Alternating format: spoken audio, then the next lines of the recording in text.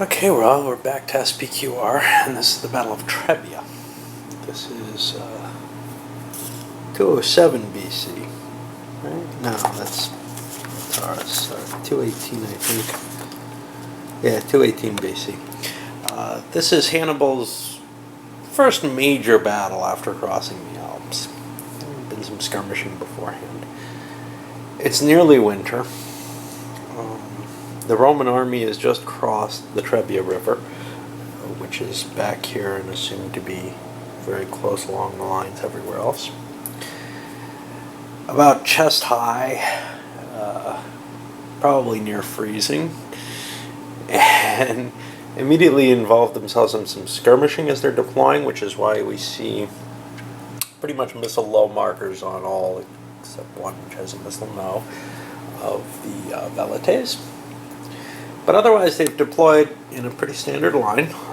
We've got, what, 4 double legions here? 2 consular armies, essentially, but not quite. And some auxiliaries in the center here, just Italian medium infantry. Those are, for whatever reason, deployed within the Triarii line. And this is a call by the designer, you know. No one's quite sure where they were or what they were up to, so they put them there. I'm a little iffy about them being there. That I'm not sure what I would.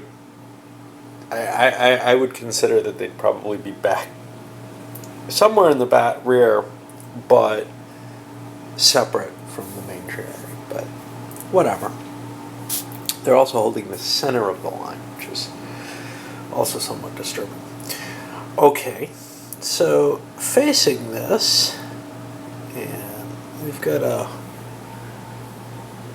Sempronius. He's okay. There's a Scipio, Scipio Publius, who was injured the day before and would not be here. All the leaders are kind of heavy on the right, which I'm not sure what effect that's going to be. It allows for easier line commands, but they're going to have to start migrating once the fighting begins. Let's look at the Carthaginian side. They have an interesting army, actually. A bunch of low-quality slingers. These aren't like the Epirots. These are not going to stand up to fighting, and they want to withdraw from anything that they can. Unfortunately, that doesn't include Velites. Backed in the center by a bunch of Celtic medium infantry. That's not terribly sturdy stuff. It's not horrible. But now then on the flanks we have Iberian light infantry and elephants. And it's actually pretty symmetrical here. Cav on the wings. All light cav over here, and lancers over here. The light cav are javelin armed, and then we have the Roman cav to face them, which are probably a little heavier. I haven't seen the lancer chart, so I don't know how they stack up. Let's see. Lancers against heavy cav, that doesn't really hurt. Oh, how about against Roman cav? Yeah. And Roman cav against lancers is no big deal. What about here? Head on. The lancers don't look terribly good. And they certainly don't want to be attacked. So they're a much less effective cav than the Romans have, but not to the degree that, say, the Celtic infantry is compared to the legionary infantry. Alright. So let's go on from there. These blue lines. Now, these are the North African infantry, and eventually Hannibal arms them more heavily with spoils from the Roman armies, but at this point, the designer claims that they would be fairly lightly armed in comparison. I'm not sure how true that is, but I'm willing to test it out as designed. And certainly, I think medium infantry in this quantity provides us with a different kind of battle than we've seen before. The other alternative was really phalanxes. I kind of got bonus. Some of those C3I counters that are in here include these. There would otherwise it would be digging out other counters, including other C3I counters that had been published at the time of this for the Maccabees. I have no scenario for them, but I think I see one online, and I may have the map. I've seen a couple online, and I may have the maps, etc. already. So I may be able to play some scenarios I didn't think I was able to with some of these additional counters. I'll just have to dig up the information and print it out somewhere. All right, and the Roman legions are treated as recruit legions, even though they were, some of them at least, veterans, because of walking through the river. And then there's also a small force here under Mago that's going to be deployed somewhere along this edge and can come in anytime after the first turn. And I have to write down where it's going to come in, but I think it's going to come in fairly early, close to around here. Yes, there's the cav to deal with, but that cav should be a lot easier to handle if it's surrounded, and it threatens the flank over here of the infantry as well. Anything else exciting? Route points for this one are kind of interesting.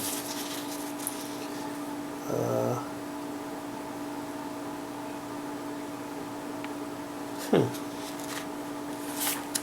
don't know what that is. Okay, so the route points for this battle work out to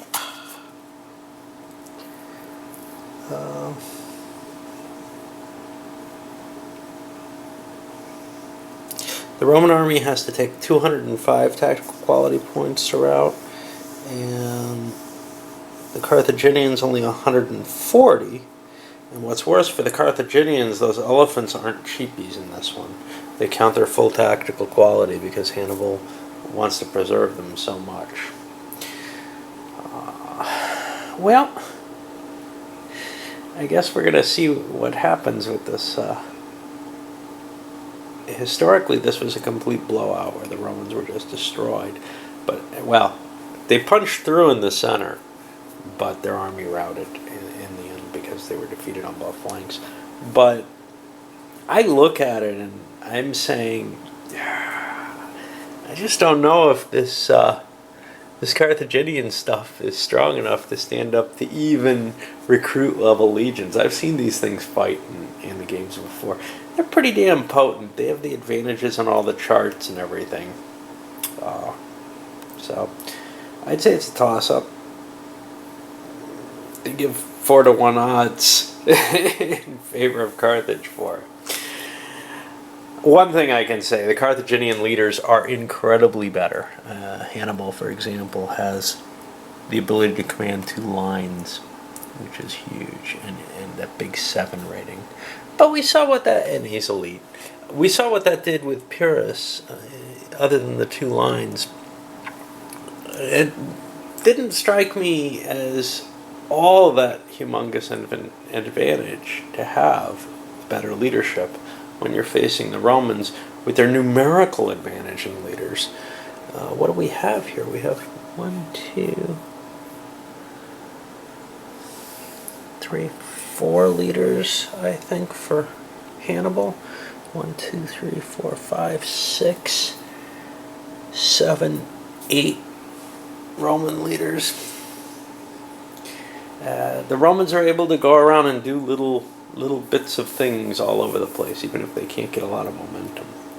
All right, let's see what happens when we play this out. So I'm feeling a feeling of reluctance on both sides. Hannibal used his elite action to shift his elephants over a little bit. Let's get him against the cav, because they're not terribly useful against the infantry, and I feel like they're deployed in a fashion that didn't help me there. He didn't send, for example, his whole line of infantry forward. He could have commanded that whole line forward. But then, on the Roman turn, all they did was move on their night. They get these kind of lousy leaders off first. They just moved him. They don't want to move forward. They want to rearm those velites. I feel like we're at a bit of a disadvantage right now. Why engage?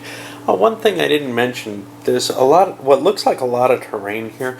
Those are very, very gentle slopes. All they're going to affect is line of sight, potentially. And line of sight's pretty unimportant in this game, since most things are just a couple hexes maximum. I don't know. I don't think we have any regular archers. So the biggest thing we got is a slinger that's 2 hexes. Yeah. Alright. Hanno launched his elephants forward to hit the cav. They were so densely packed that they couldn't just do an organized withdrawal. But in one case, one of the elephants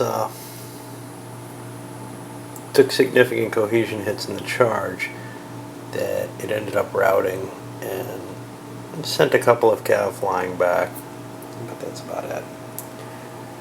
And did not get momentum, so he's not going to be able to send something else up right away. That means we go over to our good Sempronius and see what he can possibly do. I can't really think of much from where he is. Well, things aren't quite so rosy for the Romans as I thought they would be by standing. Not only did the elephant attack come, which was expected, but I got to see the Numenidian light cav with their javelins come forward and start harassing lightly. More, the Velites, who were hoping, or Velites, who were hoping to rearm, well, the slingers moved up and caused some damage, and because they can fire at range 2 and the Velites cannot, they were able to prevent them from reloading as well, and while the one of them that ended up low ammo could reload. We see Hannibal pulled forward his big lines of infantry, including some of the sort of heavier stuff, higher quality at least. These guys couldn't move forward. They had things blocking them too early, and then once the big line moved, well, that was Hannibal's move. Alright, well, we're going to see these guys coming in soon. And we got some Romans routing. But Carthage did take a 5-point hit by losing an elephant in that initial engagement. Alright, this guy's going up for you.